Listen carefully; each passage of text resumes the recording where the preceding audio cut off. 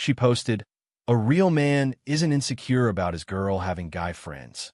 I commented, "Facts." Then I posted a pic from the gym with my new girlfriend, her personal trainer. Her WTF is this? Comment. Original post. I, 32 male, am a pretty chill guy. Or at least I thought I was. My girlfriend of 5 years, Bianca, 30, and I live together in my condo. I pay the mortgage. She pays the internet and her share of the food. It worked. Until Julian moved back to town 6 months ago. Julian is her best guy friend from college. The one she swore nothing ever happened with, but they have that vibe. You know the one. Suddenly, it was Julian needs help moving, Julian's car broke down, Julian's having girl trouble, we're just getting drinks. 3 for nights a week. I brought it up, calmly. "Hey, B, I'm feeling a little sidelined. It seems like you're spending almost all your free time with Julian." Her reaction? A-bomb. "Wow, I can't believe you. You're really going to be that guy? That insecure? He's my friend. My God, I'm allowed to have friends, Liam. Stop being so controlling." This became the new normal. Every time I mentioned his name, I was insecure, toxic, or controlling. I started to second-guess myself. Maybe I was being a jerk. Then, last night, she was getting ready to go out. Again. "Where to tonight?" I asked. "Just meeting Julian for a bit. He had a bad day at work." "Cool. 9 p.m. on a Tuesday." "Bad day." She spun around. "What is your problem?" "You know what? I'm sick of this." She grabbed her phone and typed for a solid minute, fuming. A few minutes later, my phone buzzed with an Instagram notification. She tagged me in a post. It was one of those text graphics. Pink background, cursive font. It read, "A real man isn't insecure about his girl having guy friends. He trusts her. If you get jealous, that's your problem to fix, not hers." She posted this. "For all our mutual friends, my family, everyone." A public call-out. I stared at it. The audacity, the sheer, unadulterated gall of this woman, who has been gaslighting me for months, to publicly label me as the problem. I took a deep breath, and I commented, "Facts." She replied almost instantly, "Glad you finally get it." I locked my phone. "Have fun with Julian," I said. She smirked, grabbed her keys, and left. Here's the thing. Bianca is obsessed with her personal trainer, Sasha. Sasha is this 28-year-old fitness guru who works at her high-end gym. Bianca talks endlessly about her. Sasha said, "I need to cut out dairy." Sasha's programming is amazing. Sasha really gets me. Bianca pays something absurd like $150 a session, 3 times a week. So while Bianca was out comforting her friend, I opened my laptop. I went to the gym's website. I found Sasha's profile, and I bought a 10-session package. My first session is tomorrow morning. I'm just a guy who suddenly cares a lot about his wellness. About an hour ago, Wednesday afternoon, I finished my second session with Sasha. She's cool, actually. Super professional, knows her stuff. We were taking a post-workout selfie. Her idea. She does it with all new clients for her gram. I posted it to my own feed. Just a picture of me, sweaty, giving a thumbs up, with Sasha smiling in the background. The caption, "New goals. Decided to finally get serious about my health. Thanks to my new girlfriend and the best trainer around, Sasha, for kicking my butt. #fitness, #health, #new friends." I made sure to tag Bianca. It's been 10 minutes. My phone is vibrating so hard it's about to fall off the table. I have 14 missed calls from Bianca, and the comments are rolling in. The top one, in all caps, from her. "WTF is this? She's not home yet. This is going to be fun." Update 1. Okay, so fun was probably the wrong word. Apocalyptic is more accurate. But honestly, I'm not even mad. I'm enlightened. The level of hypocrisy is something scientists should study. I got home from the gym about an hour before Bianca. I was calmly making a protein shake when she burst through the door. I've never seen her face that color. "What the hell is that picture?" she yelled, throwing her keys at the counter. They skittered off and hit the floor. "A picture? From a gym? With Sasha?" I asked, sipping my shake. "Don't play dumb with me, Liam." "My new girlfriend? Are you sleeping with my trainer?" I almost laughed. "Babe, she's just a friend. She's helping me with my fitness. I thought you'd be happy I'm taking your advice and getting healthy." You're always saying how great she is. That's completely different. How? A real man isn't insecure about his girl having guy friends, right? So a real woman shouldn't be insecure about her guy having girlfriends. I'm just following your rules. Julian is a friend, she shrieked. You're doing this to punish me. You try to steal my trainer. You're actively trying to hurt me. I'm pretty sure you're the one who posted a public passive-aggressive attack on me, I said. I just agreed with you. And then I got a trainer, who happens to be a woman, just like your friend happens to be a guy. She just stood there, opening and closing her mouth. It was like her brain had blue-screened. She couldn't compute the logic. In her world, the rules applied to me, not to her. She stormed into the bedroom and slammed the door. Then the text started. From Julian. Julian, hey man, not cool. Bianca is really upset. You shouldn't be trying to make her jealous like that. Kind of psycho behavior. I replied, she's my girlfriend. You're her friend. Stay in your lane. Kind of weird behavior. He didn't text back. The next day, I went for my third session with Sasha. She was a little awkward at first. Hey, Liam, so this is weird, but Bianca called me. Like 10 times last night. Oh God, I'm so sorry, Sasha. She was intense, Sasha said, wiping down a bench. She demanded I cancel your sessions.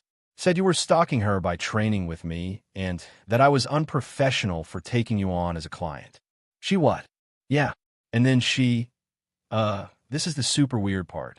She demanded I refund her for her last 10-session block, saying she couldn't train with me anymore because I betrayed her. That's insane. What did you say? I told her that's not how it works. She already used those sessions. She finished the block last week. She's actually due to buy a new one. I just stared at her. Wait, she's due? So she hasn't paid you for her next block? Sasha looked uncomfortable. No. And, look, I'm not supposed to say this, but she's been forgetting to pay her invoices a lot. The gym manager is about to ban her from booking until she settles up. She's behind. Let's just say it's a significant amount, like $1,800. $1,800. She's been going to drinks with Julian 4 nights a week, but she's stiffing her trainer. Sasha, I said, pulling out my phone. I want to apologize on her behalf. That's not right. What's the gym's payment portal? Liam, no, you don't have to do that. I'm not doing it for her. I'm doing it for you. You're a professional, and you shouldn't be chasing people for money. I logged in, found the invoice, and paid the $1,800. Just don't tell her I did it, I said. Let's just say the system cleared it. I'm prepaying for my next 10 sessions, too. Sasha looked relieved. Wow. Thank you, Liam. Seriously. No problem. Now let's work on those deadlifts. We finished the session. It was great. As I was packing up, Sasha ran. Over. Oh, hey. Bianca left this here last week and never came back for it. She's been ignoring my texts about it. Can you make sure she gets it? She handed me a book. But it wasn't just a book. It was a $400, custom-made, monogrammed leather binder. Her wellness and manifestation journal. The one she's always writing in. The one she said Sasha made her get for her program. Yeah, I said taking it. It was heavy. I'll make sure she gets it. I got home. Bianca was in the living room, on the phone, clearly complaining about me. She saw me, and her eyes narrowed. I'm here, I said, holding up the journal. Sasha said you forgot this. I tossed down the coffee table. She also said you tried to get me banned from the gym. Not cool, B. You paid her, didn't you? Bianca shrieked, jumping up. She hadn't even looked at the journal. I saw the payment notification. You paid my bill. You're trying to buy my trainer. You're trying to steal my entire life. I paid a bill you owed to someone who was just doing her job, I said. The job you tried to get her in trouble for. You're embarrassed that I'm not the insecure, controlling monster you painted me as. You? She was vibrating with rage. You know what? I can't even look at you. Julian is coming over. We're going to watch a movie. In our living room. She was challenging me. Pushing me. He's just my friend, Liam. If you're going to be all weird and insecure about it, you can go to the bedroom. I'm not canceling my plans just because you're having a tantrum. She told me to leave my own living room so she could watch a movie with the guy she's been emotionally and probably physically cheating on me with. I looked at her. I looked at the expensive leather journal on the table. Understood, I said. I picked up the journal. I'll be in the den, I said. I've got some reading to do. Her face went white. Wait, Liam won't. I closed the den door, and I opened the first page. Final update. It's been a month. She's gone. It's over. This whole thing ended not with a bang, but with a complete and total implosion. So, I was in the den. Julian was due to arrive any minute. I had the journal. I'm a monster. I wasn't going to read her private thoughts. But when I opened it, a folded piece of paper fell out. It wasn't diary paper. It was a printout from a bank. It was a savings account statement, an account I had never seen, in her name only, with a balance of $34,750. I looked at the transaction history. For the last 2 years, there was a recurring weekly transfer. $300, $400, $250. The transfer was coming from my checking account. I don't have a joint account with her. I never have. I pulled up my own bank statements, and there it was, a weekly transfer, disguised with a generic memo like "You'll transfer" or a "Save BLD." Go to an external account number I never recognized. She must have set it up years ago on my laptop, and I never noticed. I have my salary deposited, auto pay for mortgage and bills. I just don't check the minutiae. I trusted her. She had been systematically siphoning money from me for years. $34,750. My blood turned to ice. This wasn't a guy friend problem. This wasn't an insecurity problem. This was theft. The wellness journal was just where she stashed the proof. I heard the front door open. Julian's voice. "Hey, B." He in his room pouting. "He's in the den," Bianca said, her voice dripping with fake sweetness. "Liam, honey, Julian's here. We're just going to hang out, okay?" I walked out of the den, holding the bank statement. "Hey, Julian," I said. "Welcome." Bianca saw the paper in my hand. She didn't recognize it yet. "What? You're finally going to be mature," she sneered. "I am," I said. "I just found this. In your journal. Who knew you were so good at saving?" I held up the statement. Her tan vanished. She looked like she was going to be sick. "Liam, I can explain that. That's our future fund. I was saving it for us. You were saving my money from my account without my permission in an account with your name on it. That's not saving, Bianca. That's grand larceny." Julian looked back and forth between us. What's going on?" "Bianca's a thief," I said, my voice flat. "She's been stealing from me for 2 years. Almost 35 grand. I was going to tell you," she stammered. "It was for a house. For us."